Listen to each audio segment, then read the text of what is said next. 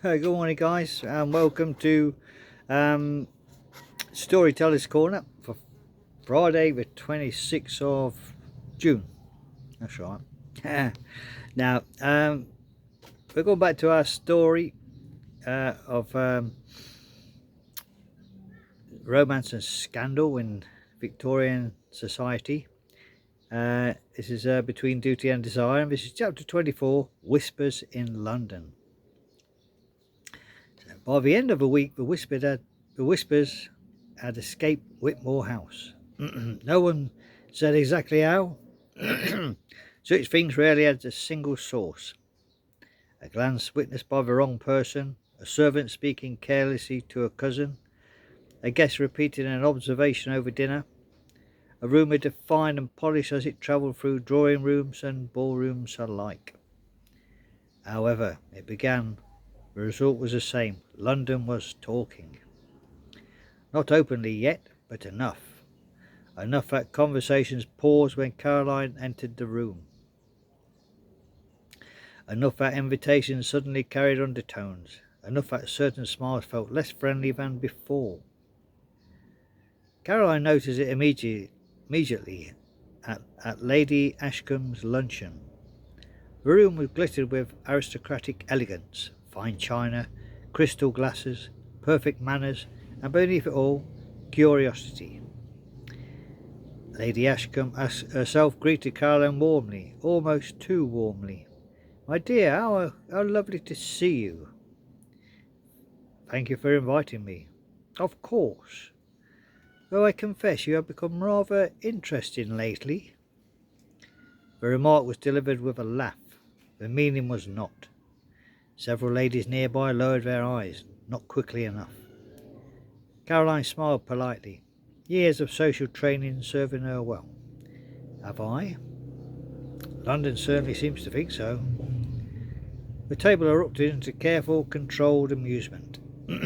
Caroline took her seat, determined not to react, determined not to give anyone satisfaction.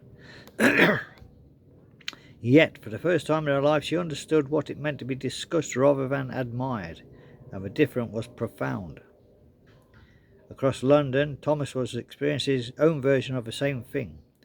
The stable hands had become quieter around him, the footman more cautious. Even tradesmen delivering goods seemed unusually interested in his presence. Nobody said anything directly, not yet, but Thomas had spent his entire life understanding unspoken things, and he knew. They had heard. Later that evening, Hawthorne found him alone in the carriage house. "It has started." Thomas looked up. "Yes, I know." Neither man needed further explanation. Hawthorne folded his hands behind his back. "I thought there might still be time." "So did I," Thomas said. Then Hawthorne said something unexpected. "For what it's worth, I do not think less of you." Thomas stared at him, genuinely surprised. Hawthorne gave a faint smile. "I think you are a fool." Despite everything, Thomas laughed softly. "That seems fair." "An extremely brave fool." The older man's expression became serious again. "But brave men are often injured by the causes they believe in." That thought remained with Thomas long after Hawthorne had left, because increasingly the danger no longer felt theoretical. It felt close, very close. That night Caroline received another visitor. Not Lord Wren, not Lord Ashford, but her aunt. The older woman entered quietly and sat beside the fire. So for several moments neither of them spoke. Then, "Three invitations have been withdrawn."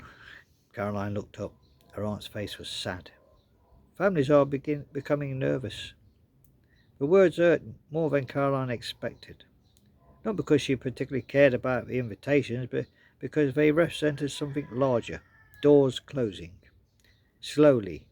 Quietly. "I see." Her aunt reached for her hand. "My dear." Caroline looked at her. You can still stop this." The words were spoken gently, without judgment, without pressure, which made them harder to dismiss. You could end it now. Caroline stared into the fire. Could she? Perhaps. She could tell Thomas goodbye. She could leave London. She could marry someone suitable. She could spend the rest of her life behaving exactly how society expected her to. The path remained open, and yet the thought filled her with a loneliness so profound it frightened her. I cannot end it. The answer came softly but firmly. Her aunt closed her eyes briefly, not disappointed, but simply understanding.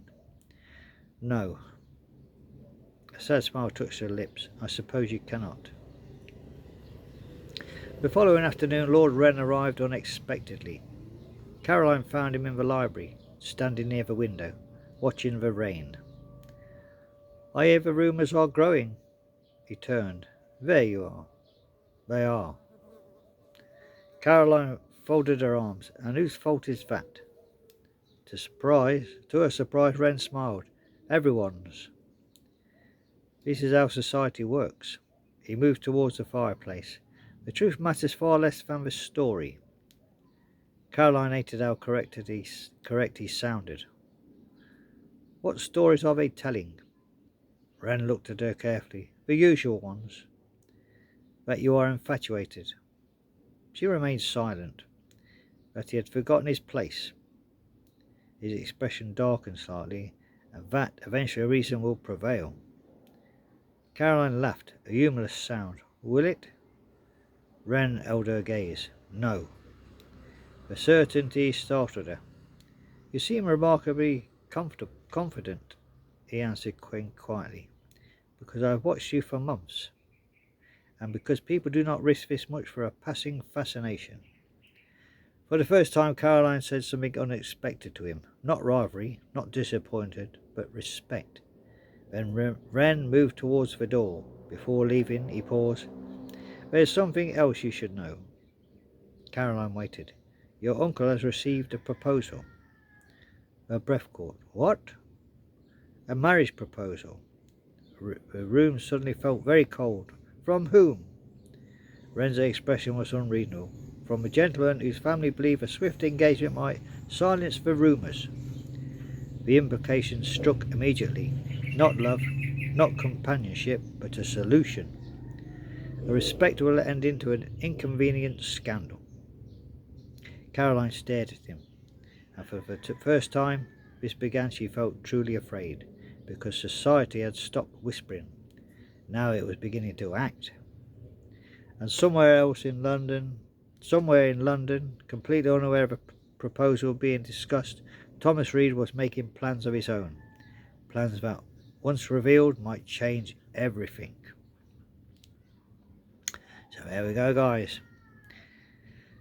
They're trying to marry her off to shut up the scandal, but I think her love for Thomas is stronger than the solution. So join me Saturday morning, guys, for chapter 25, A Proposal and a Promise. So let's see what her decision is, guys. Lady Caroline, let's see what she decides, but I think her love is very strong for Thomas. So there we go, guys. Join me for that. Saturday morning, chapter 25, A Proposal and a Promise.